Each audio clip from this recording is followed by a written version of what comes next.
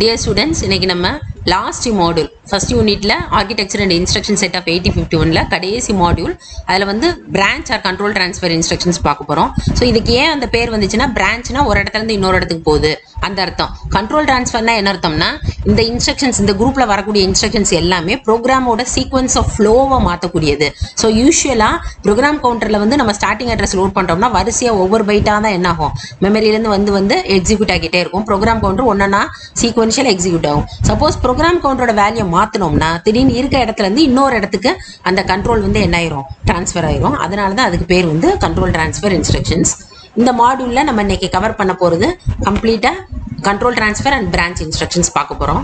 So இது வந்து ரொம்ப முக்கியமான 5 குரூப்லேயே ரொம்ப முக்கியமான ஒரு குரூப், கொஞ்சம் காம்ப்ளிகேட்டட் ஆனது கூட. ஸோ நம்ம என்ன பண்ண போறோம், இதில் வந்து நம்ம பிரான்ச் இன்ஸ்ட்ரக்ஷனா என்ன அப்படின்னு பார்க்க போறோம். ஸோ இந்த பிரான்ச் இன்ஸ்ட்ரக்ஷன் எல்லாத்துலேயுமே நம்மளுக்கு வந்து ப்ரோக்ராம் கவுண்டரோட வேல்யூ மட்டும்தான் சேஞ்ச் ஆகும், நம்மளுக்கு வந்து ஃபிளாக் எதுவுமே அஃபெக்ட் ஆகாது. ஸோ இதுவரை நம்ம பார்த்ததுல நம்ம டேட்டா டிரான்ஸ்ஃபர்ல ஃபிளாக் அஃபெக்ட் ஆகாது, அர்த்தமெட்டிக் குரூப்ல கண்டிப்பாக ஃபிளாக் அஃபெக்ட் ஆகும், லாஜிக்கல் குரூப்லையும் ஃபிளாக் அஃபெக்ட் ஆகும், அது மாதிரி பிட் ஓரியன்டட் குரூப்லையும் கேரிக்கு நம்ம ஏதாவது மூவ் பண்ணோம்னா அதுவும் அஃபெக்ட் ஆகும். பிரான்ச் இன்ஸ்ட்ரக்ஷன்ல எதுலையுமே என்ன ஆகாதுன்னா மேத் ஃபிளாக் எதுவுமே அஃபெக்ட் ஆகாது. ப்ரோக்ராம் கவுண்டரோட வேல்யூ மாறுறதுனால சீக்வன்ஸ் ஆஃப் ஃப்ளோ மட்டும் என்ன ஆகும் மாறும். ஸோ இப்போ இதில் கால் இன்ஸ்ட்ரக்ஷன்ஸ் ஜம்ப் இன்ஸ்ட்ரக்ஷன்ஸ் ரெண்டு முக்கியமானது யூஸ் பண்ண போகிறோம்.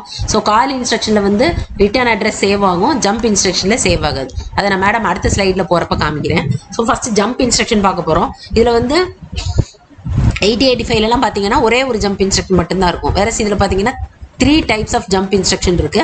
Short jump, absolute jump, long jump. So உங்களுக்கு லாங் ஜம்ப்ங்கிற பேரை பார்த்தாலே என்ன அர்த்தம்னா ரொம்ப தூரம் ஜம்ப் பண்ணுது அப்படின்னா என்ன அர்த்தம் அப்படின்னா ப்ரோக்ராம் எந்த அட்ரஸ்ல தற்சமயம் இருக்கோ அதுல இருந்து ரொம்ப தூரம்னா ஒரு ரேஞ்ச் வந்து 64Kக்குள்ள 000 FFக்குள்ள அது அந்த 64Kல எங்க வேணாலும் it can make the transfer address. So எங்க வேணாலும் பிரான்ச் ஆகலாம்னால அதுக்கு பேர் லாங் ரேஞ்ச். வேற ஷார்ட் ஜம்ப் அப்படிங்கிறது கொஞ்சம் ஏரியாக்குள்ள, ஸோ பிளஸ் 128 -127க்குள்ள அந்த 255 பைட்ஸ்க்குள்ள தான் டிரான்ஸ்ஃபர் நடக்க முடியும் அப்படின்னா அதுக்கு பேர் short range. So short jump இதுக்கு வந்து ரிலேட்டிவ் ரேஞ்சுன்னு சொல்லுவாங்க அந்த அட்ரஸ். இதுல வந்து லாங்னால எல்லு சொல்லுவாங்க, இது R.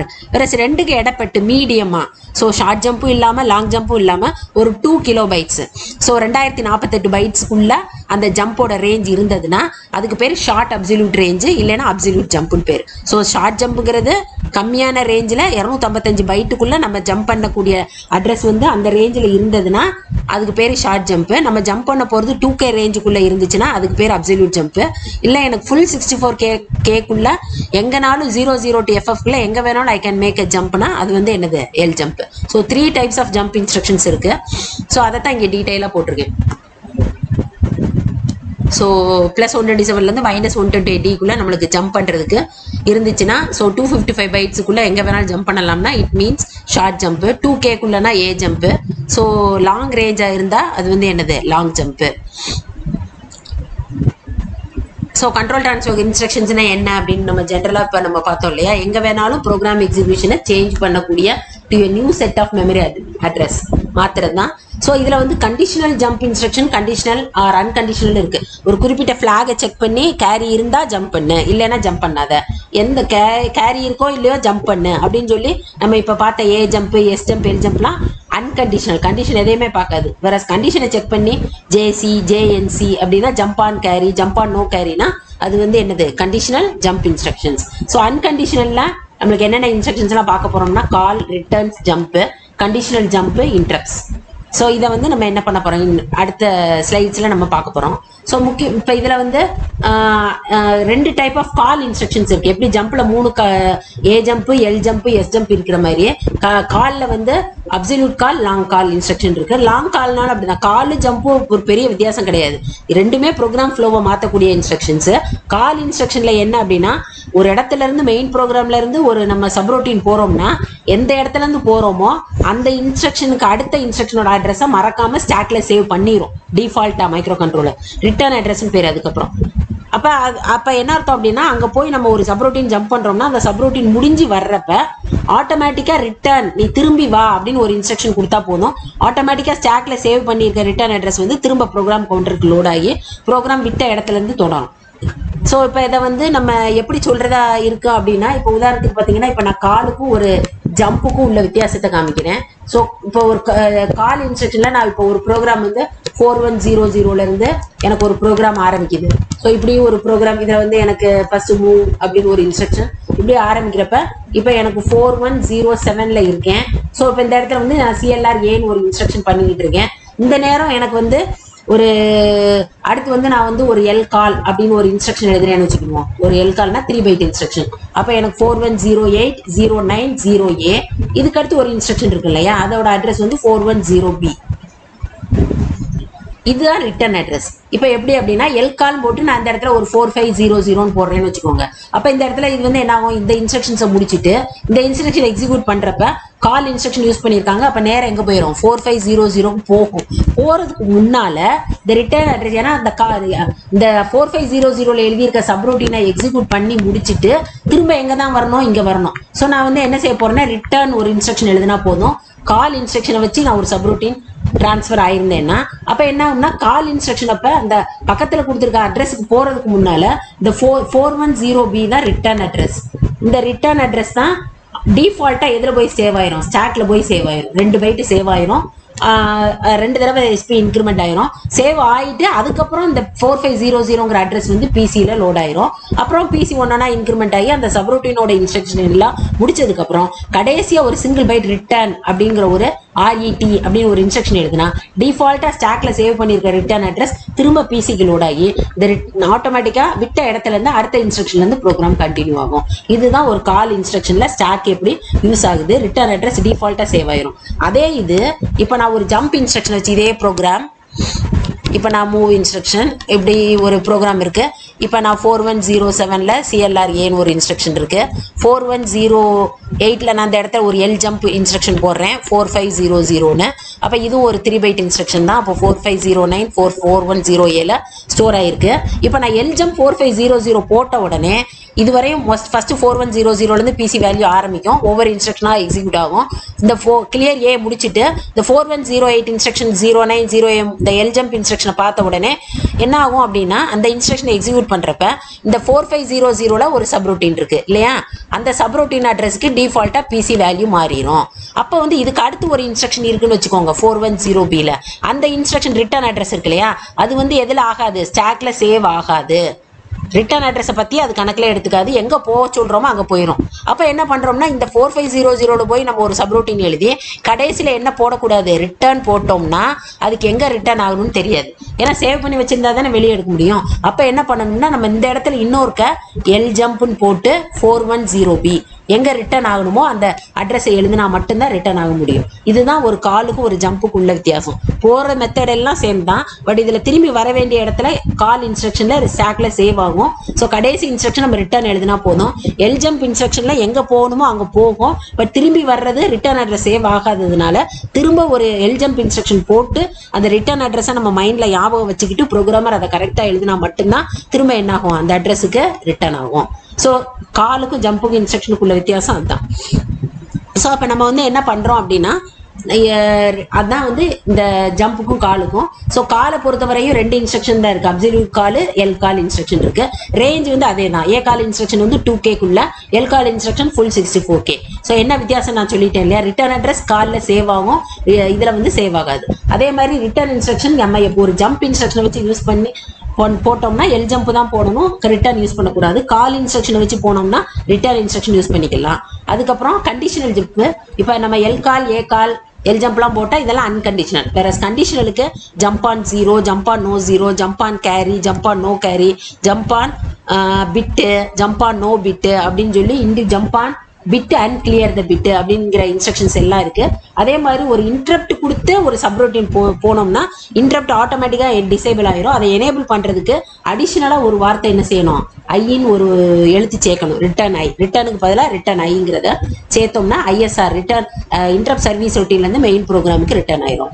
இதான் வந்து மேடம் நான் சொல்லி கொடுத்தது. அடுத்து வந்து பிரான்ச், இப்போ ஒன்னா லைட்டா பார்க்க போறோம். ஸோ ஜேபி பிட்டு, இது நம்ம பிட் மேனிபுலேஷன்லேயே பார்த்தோம். ஸோ ஜேபி பிட்டுனா இங்க பக்கத்துல கொடுத்துருக்க பிட்டு அட்ரஸ் இருக்கு இல்லையா, அட்ரஸ் கொடுத்துருப்பாங்க, அந்த அட்ரஸ்ல உள்ள பிட் வந்து செட் ஆயிருந்தா ஹை லெவலா இருந்தா you make a jump. So அந்த ஜம்போட ரேஞ்ச் வந்து ஒரு 8 பிட் தான் கொடுத்துருப்பாங்க. இது பிளஸ்ஸாகவும் இருக்கலாம் மைனஸாகவும் இருக்கலாம். சப்போஸ் நான் செக் பண்ற பிட் வந்து மைக்ரோ கண்ட்ரோல் செக் பண்ணும் உடனே அந்த பிட் 1 இருந்தா இமீடியட்டா அந்த 8 பிட் ரேஞ்ச் இருக்கு இல்லையா ரிலேட்டிவ் ரேஞ்ச், அந்த வேல்யூவையும் பிசியையும் கூட்டி அந்த வேல்யூ வந்து என்ன இருக்கோ அதான் புதுசா பிரான்ச் ஆகக்கூடிய அட்ரஸ். ஸோ அந்த இதெல்லாம் கண்டிஷனல். ஸோ ஜேபி பிட்னா அந்த குறிப்பிட்ட பிட் வந்து ஒன்னா இருந்தா பக்கத்துல உள்ள அட்ரஸை பிசியோட ஆட் பண்ணி it will make a jump. அதே மாதிரி அடுத்தது வந்து ஜேபிசினா இந்த பக்கத்துல கொடுத்துருக்க பிட்டோட அந்த அட்ரஸ் இருக்கும், அந்த அட்ரஸ்ல உள்ள பிட்டு ஒன்னா இருந்தா ஜம்ப் பண்ணும், அதுக்கப்புறம் அந்த பிட்டை கிளியர் பண்ணிடும். அதான் இது ரெண்டு வேலை இதுல. ஸோ பக்கத்துல வந்து ஒரு 8 பிட் அட்ரஸ் இருக்கும். ஸோ இது வந்து 3 பைட் இன்ஸ்ட்ரக்ஷன். ஜேபிசி ஒரு பைட்டு, இந்த பிட் அட்ரஸ் ஒரு பைட்டு, இந்த ரிலேட்டிவ் ரேஞ்ச் ஒரு byte. So it is 3 byte instruction. அதே மாதிரி jump on carry, carry bit ஒன்னா இருந்தா பக்கத்துல கேரி பிட் ஒன்னா இருந்தா பக்கத்துல என்ன அட்ரஸ் இருக்கோ அந்த அட்ரஸ் வந்து பிசியோட ஆட் ஆகி அதுக்கு it will make a jump. அதுக்கப்புறம் ஜேஎன்பி, அந்த நம்ம செக் பண்ற பிட்டு வந்து பிட்டோட அந்த அட்ரஸ்ல உள்ள பிட் வந்து 0வா இருந்தா, ஜம்ப் ஆன் நோ பிட்னா என்ன அர்த்தம், அந்த பிட் 0வா இருந்தா it will make a jump, otherwise it will not jump. அடுத்த இன்ஸ்ட்ரக்ஷனுக்கு வந்துடும். கண்டிஷனல் ஜம்ப்னாலே அந்த கண்டிஷன் ஓகேனா பக்கத்துல கொடுத்துருக்க அட்ரஸை வச்சு அந்த பிரான்ச் டிரான்ஸ்ஃபர் ஆகும், இல்லைன்னா சீக்வன்ஷியலா அதுக்கு அடுத்த இன்ஸ்ட்ரக்ஷனுக்கு வந்துடும். கண்டிஷன் எல்லாத்துலயுமே கண்டிஷன் ஓகேனா it will make a jump, otherwise it will execute the next instruction. எல்லாரும் அதனால அதை கொடுத்துருப்பாங்க. அதே மாதிரி ஜேஎன்சினா கேரி ஃபிளாக் செட் ஆகலைன்னா ஜம்ப் பண்ணணும், இல்லைன்னா என்ன செய்யணும், ஜம்ப் பண்ணக்கூடாது. ஜேஎன்சி ஜேஎன்இசட்னா நம்மளுக்கு 0 ஃபிளாக்னு ஒன்று கிடையாது. பட் அதை எதை செக் பண்ணணும்னா அக்குமுலேட்டரோட வேல்யூ 0வா இல்லையான்னு உடனே போய் செக் பண்ணணும். ஸோ ஜம்ப் ஆன் நோ 0னா அக்குமுலேட்டர் வேல்யூ 0வா இல்லைன்னா it will make a jump, otherwise it will execute the next instruction. அதே மாதிரி ஜேஇசட்னா அக்குமுலேட்டரோட வேல்யூ 0வா இருந்தா it will make a jump. அதுக்கப்புறம் எல் கால், நம்ம பார்த்தோம் இல்லையா லாங் கால். ஸோ பக்கத்துல கொடுத்துருக்க வேல்யூ வந்து நம்ம ஜம்ப் அந்த எங்க பிரான்ச் பண்ணணுமோ அந்த அட்ரஸ், அந்த சப்ரோட்டீனோட ஸ்டார்டிங் அட்ரஸ் இங்க கொடுத்துருப்பாங்க. லாங் கால்னா அந்த அட்ரஸ் வந்து 64K எங்க வேணாலும் இருக்கலாம். This is 3 byte instruction. Return address save ஆகும். அப்ப கடைசியா நம்மளுக்கு ரிட்டர்ன் போட்டா போதும். வேற அதே இது எல் ஜம்ப்னா இது ஒரு 3 பைட் இன்ஸ்ட்ரக்ஷன். பக்கத்துல என்ன அட்ரஸ் கொடுத்துருக்கோமோ அந்த அட்ரஸுக்கு பிசி வந்து லோட் ஆகி அங்க போயிடும். பட் வந்து ரிட்டர்ன் அட்ரஸ் சேவ் ஆகாதனால ரிட்டர்ன் இன்ஸ்ட்ரக்ஷன் நம்ம கடைசியா யூஸ் பண்ண முடியாது. அடுத்து வந்து ஜம்ப். இது வந்து அன்கண்டிஷனலா ஒரு ஜம்ப் இருக்கு. எங்க போகணும் அப்படின்னா அக்குமுலேட்டரை டிபிடிஆரை கூட்டினா ஒரு 16 பிட் வேல்யூ வரும் இல்லையா, அந்த அட்ரஸ்க்கு ஜம்ப் ஆயிரும். அதுக்கப்புறம் வந்து பார்த்தோம்னா டிக்ரிமெண்ட் அண்ட் ஜம்ப் ஆன் வரும். இதுல வந்து ஒரு அர்த்தமேட்டிக் டிக்ரிமெண்ட்டையும் ஒரு பிரான்ச் இன்ஸ்ட்ரக்ஷன் கம்பைன் பண்ணிருப்பாங்க. ஸோ ஒரு பைட் இங்க பக்கத்துல ஒரு பைட், அந்த பைட்டை டைரக்டாவோ இல்ல பைட்டை ஒரு ரிஜிஸ்டர்ல வச்சோ கொடுத்துருப்பாங்க. ஸோ இப்போ சே ஃபார் எக்ஸாம்பிள் DJNEZR1 பக்கத்துல வந்து ஒரு ரிலேட்டிவ் அட்ரஸ் 8 பிட் அட்ரஸ் கொடுத்துருப்பாங்க. ஸோ R1ஓட வேல்யூ டிக்ரிமெண்ட் பண்ணிட்டு அந்த வேல்யூ 0 ஆகலைன்னா it will make a jump. அதான் DJNZ ரெண்டு ஆப்ரேஷன் கண்ட்ரோல் பண்ணிருப்பாங்க. R1 ஒன்னு குறைச்சி, இப்போ R1ஓட வேல்யூ 0வா இருக்கு, 7ஆ இருக்கு. R1 நான் டிக்ரிமெண்ட் இந்த இன்ஸ்ட்ரக்ஷன் எக்ஸிக்யூட் பண்றப்ப R1ஓட வேல்யூ 0 ஆகுது, 6 ஆகுது. சரி, 7ல இருந்து 1 குறைஞ்சி 6 ஆயிரும். அது வந்து 0க்கு ஈக்குவல் கிடையாது, அதனால it will make a jump. So இந்த மாதிரி டிக்ரிமெண்ட் அதுக்கப்புறம் வந்து அது 0வா இல்லையான்னு பார்த்துட்டு அதுக்கப்புறம் என்ன செய்யும், இதெல்லாம் வந்து கண்டிஷனல் ஜம்ப் இன்ஸ்ட்ரக்ஷன். இதே மாதிரி அந்த பைட் எப்படி நம்ம டைரக்டா கொடுக்குறோமா, ரிஜிஸ்டர்ல வச்சு கொடுக்குறோமாங்கிறத வச்சு நிறைய இன்ஸ்ட்ரக்ஷன்ஸ் இருக்கு. இதா இருக்கு இல்லையா அந்த அட்ரஸ். ஸோ டைரக்ட் அட்ரஸ்ல உள்ள பைட்டை டிக்ரிமெண்ட் பண்ணி அது 0வா ஆகலைன்னா it will make a jump. அதுக்கப்புறம் கம்பேர். ஸோ இது நம்ம அங்கேயே ஒரு பார்த்தோம் நம்ம லாஜிக்கல்ல. ஸோ கம்பேர் பண்றதுக்கு 2 வேணும். ஸோ இது ஒரு பைட்டு இது ஒரு பைட்டு, ரெண்டையும் கம்பேர் பண்ணி 2 ஈக்குவலா இல்லைன்னா it will make a jump. Suppose 2 ஈக்குவல்னா கண்டிஷன் ஃபால்ஸ், அடுத்த இன்ஸ்ட்ரக்ஷனுக்கு வந்துடும். ஸோ அதே மாதிரி அந்த கம்பேர் பண்ண வேண்டிய டேட்டாவை நிறைய மெத்தட்ஸ்ல கொடுக்கலாம். ஏல ஒரு டேட்டாவையும் டைரக்ட் அட்ரஸ் அந்த இன்னொரு டேட்டா எங்க ஸ்டோர் பண்ணிருக்கோமோ அந்த அட்ரஸா கொடுக்கலாம். அதை ரெண்டையும் கம்பேர் பண்ணி 2 ஈக்குவலா இல்லைன்னா ஜம்ப் பண்ணும். அதே மாதிரி இதுல அக்குமுலேட்டர் அந்த கம்பேர் பண்ணப்பட வேண்டிய டேட்டா. ஸோ இப்போ நம்ம வந்து என்ன செய்யலாம், அந்த இன்ஸ்ட்ரக்ஷனை வச்சு ஒரு கிளாஸ்ல எந்தெந்த ஸ்டூடெண்ட்ஸ் எல்லாம் 75 out of 75 எடுத்திருக்காங்க அப்படிங்கிற மாதிரி கம்பேர் பண்ணிக்கலாம். அந்த குறிப்பிட்ட டேட்டா 75ஐயும் ஒவ்வொரு ஸ்டூடெண்டோட மார்க்கையும் ஏல கொண்டு வந்து நம்ம கம்பேர் பண்ணி பார்த்துக்கலாம். அதை வச்சு நம்ம ஒரு ரெஜிஸ்டரை இன்க்ரிமெண்ட் பண்ணிக்கலாம், எத்தனை பேர் எடுத்திருக்காங்க வச்சு. ஸோ அடுத்து அதே மாதிரி அக்குமுலேட்டரை இன்வால்வ் ஆகாம R0 to R7ல ஒரு டேட்டா வச்சுக்கிட்டு கம்பேர் பண்ண வேண்டிய இன்னொரு டேட்டாவை இங்க மென்ஷன் பண்ணி ரெண்டையும் கம்பேர் பண்ணி 2 ஈக்குவலா இல்லைன்னா யூ மேக் எ ஜம்ப். அந்த மாதிரி அதே மாதிரி இன்டைரக்டா டேட்டாவை ரெப்ரசென்ட் பண்ணி அதை ஒரு இமீடியட் டேட்டாவோட கம்பேர் பண்ணி 2 ஈக்குவலா இல்லைன்னா you can make a jump. அடுத்து வந்து ஏ கால், நான் சொன்னேன் இல்லையா அப்சல்யூட் கால். 2Kக்குள்ள அந்த ரேஞ்ச் போட்டு அதை வந்து 11 பிட் அட்ரஸா கொடுத்துருப்பாங்க. இதுல அட்ரஸ் கால்குலேட் பண்றது அந்த ஆப் கோட்ல இருந்து ஒரு அடிஷனல் நம்மளுக்கு 16 பிட் வேணும் இல்லையா, அந்த ஆப்கோட்ல இருந்து ஒரு 5 பிட் எடுத்துக்கிடுவாங்க. ஸோ அப்போ 11 5 பிட்டையும் கூட்டினா இட் வில் மேக் 16 பிட். அந்த அட்ரஸுக்கு வந்து என்ன செய்யும், ஜம்ப் பண்ணும். ரிட்டர்ன் அட்ரஸ் ஸ்டாக்ல சேவ் ஆகும். அதே மாதிரி தான் ஏ ஜம்ப். ரெண்டுக்கு என்ன வித்தியாசம் நான் சொல்லியிருக்கேன். ஏ காலுக்கு ஏ ஜம்புக்கும் அந்த ரேஞ்ச் எல்லாம் அப்சல்யூட் ரேஞ்ச் தான். அதே மாதிரி அட்ரஸ் கண்டுபிடிக்கிறதும் 11 பிட் பிளஸ் 5 பிட் சேர்த்து 16 பிட் கண்டுபிடிக்கும். பட் வந்து இதுல ஏ கால்ல வந்து ஸ்டாக்ல ரிட்டர்ன் அட்ரஸ் சேவ் ஆகும், இதுல வந்து சேவ் ஆகாது. அடுத்து ரிட்டர்ன். நான் சொன்னேன் இல்லையா, ஒரு கால் இன்ஸ்ட்ரக்ஷனை யூஸ் பண்ணி ஒரு சப்ரோட்டின் போனோம்னா ஒரு சிங்கிள் பைட் இன்ஸ்ட்ரக்ஷனை கடைசியா எழுதினா போதும். ரிட்டர்ன் திரும்ப போ அப்படின்னு சொன்னா போதும். எங்க போகணும் அப்படிங்கிறது டிஃபால்ட்டா அது ஸ்டாக்ல இருந்து ரிட்டர்ன் அட்ரஸா எடுத்துக்கிடும். அதே மாதிரி ஒரு இன்டரப்ட் மூலமா ஒரு இன்டரப்ட் சர்வீஸ் ரொட்டீன் போனோம்னா கடைசியா இன்டரப்ட் சிஸ்டத்தை எனேபிள் பண்ணிட்டு திரும்ப மெயின் ப்ரோக்ராம் ரிட்டர்ன் ஆகுங்கிறதுனால ரிட்டர்ன் வித் எனேபிள் இன்டரப்ட், அதனால RETI அப்படிங்கிறது யூஸ் பண்ணணும். அதுக்கப்புறம் எஸ் ஜம்ப் இருக்கு இல்லையா, ஷார்ட் ஜம்ப். ஒரு 128 பைட்டுக்குள்ள ஜம்ப் பண்ணணும் அப்படிங்கிறதுனால, ஒரு 255 பைட்டுக்குள்ள ஜம்ப் பண்ணணுங்கிறதுனால ஒரு small range short range jump வந்து என்ன செஞ்சுக்கலாம், யூஸ் பண்ணிக்கலாம். இது வந்து 2 பைட் தான். எஸ் ஜம்ப் ஒரு பைட்டு, பக்கத்துல கொடுக்கறது பைட்டு. 885ல எல்லா ஜம்ப் இன்ஸ்ட்ரக்ஷனும் 3 பைட்டு. ஸோ அப்போ வந்து இதுல 2 பைட்டுங்கிறப்போ ஒரு பைட்டை சேவ் பண்ணலாம். இது நம்ம ஒரு பெரிய ப்ரோக்ராம்ல யூஸ் பண்றப்ப அந்த ஒரு பைட் சேவ் ஆகுது நம்மளுக்கு வந்து என்ன ஆகும், it will limit the size of the memory.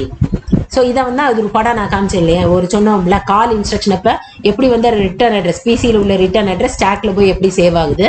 அதுக்கப்புறம் ரிட்டர்ன் இன்ஸ்ட்ரக்ஷன் அப்ப நம்மளுக்கு என்ன ஆகுது, திரும்ப அந்த ஸ்டாக்ல சேவ் பண்ணி இருக்குது, திரும்ப வெளியே போய் பிசியில ஸ்டோர் ஆகுது. ஸோ இது வந்து ஒரு கால் இன்ஸ்ட்ரக்ஷன் அப்ப எல் கால் ஏ கால் இந்த மாதிரி எல்லா கால் இன்ஸ்ட்ரக்ஷன் அப்பையும் எப்படி வந்து ரிட்டர்ன் அட்ரஸ் சேவ் ஆகுது. அதுக்கப்புறம் ரிட்டர்ன் ஐ இன்ஸ்ட்ரக்ஷன் அப்ப எப்படி அந்த சேவ் பண்ணி வச்சிருக்க ரிட்டர்ன் அட்ரஸ் திரும்ப ஸ்டாக்ல இருந்து வெளியே எடுத்து பிசிக்கு ஸ்டோர் ஆகுது. ஸோ இப்போ இங்கே எஸ்பி வந்து 2 பைட்டு சேவ் ஆகிறதுனால எவ்ரி கால் இன்ஸ்ட்ரக்ஷன் அப்போ எஸ்பி 2 தடவை இன்க்ரிமெண்ட் ஆகும். அது மாதிரி ஒவ்வொரு தடவை ரிட்டர்ன் இன்ஸ்ட்ரக்ஷன் இல்லை RETI போடுறப்ப எஸ்பி 2 பைட்டு வெளியே போறதுனால எஸ்பி 2 தடவை என்ன ஆகும், டிக்ரிமெண்ட் ஆகும். ஸோ இந்த படத்தை வச்சு ஒரு ரிட்டர்ன் அட்ரஸ் கால் இன்ஸ்ட்ரக்ஷன்ல எப்படி ஸ்டோர் ஆகுது, ஒரு ரிட்டர்ன் இன்ஸ்ட்ரக்ஷன் அப்ப எப்படி அது திரும்ப வெளியே எடுக்கப்படுதுங்கிறத இந்த படத்தை வந்து கிளியரா நம்ம என்ன செஞ்சுக்கலாம், பார்த்து புரிஞ்சுக்கலாம். ஸோ இதோட நம்மளுக்கு டோட்டலா நம்மளுக்கு பிரான்ச் கண்ட்ரோல் குரூப் இந்த மாடியூல்ல முடிஞ்சிச்சு. ஏற்கனவே ப்ரீவியஸ் மாடியூல்ஸ்ல நம்ம data transfer, arithmetic, logical, control transfer, bit manipulation பார்த்திருக்கோம்.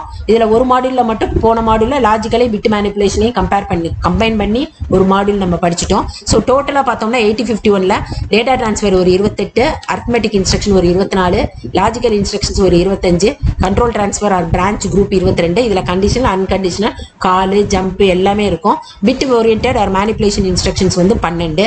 ஸோ டோட்டலா கூட்டினீங்கன்னா 111. So the total number of 8051 instructions வந்து எவ்வளவு, 111 இன்ஸ்ட்ரக்ஷன்ஸ். ஸோ இது தரோவா தெரிஞ்சா மட்டும்தான் நம்ம செகண்ட் யூனிட் வந்து ப்ரோக்ராமிங், அசம்பிளி லாங்குவேஜ் ப்ரோக்ராமிங்க்கு ரொம்ப முக்கியம், ப்ராக்டிகல்ஸ்க்கு ரொம்ப ரொம்ப முக்கியம். ஸோ திரும்ப இந்த கடைசி 4 மாடியூல்ஸை நீங்கள் போட்டு பார்த்தீங்கன்னா இன்ஸ்ட்ரக்ஷன்ஸில் வந்து நல்லா தரோவாயிருவீங்க. எந்த டவுட் இருந்தாலும் என்னை கால் பண்ணி எப்போ வேணாலும் கேட்கலாம். ஸோ நல்லா போட்டு பாருங்க, நல்லா சேஃபாக இருங்க வீட்டில். தேங்க்யூ.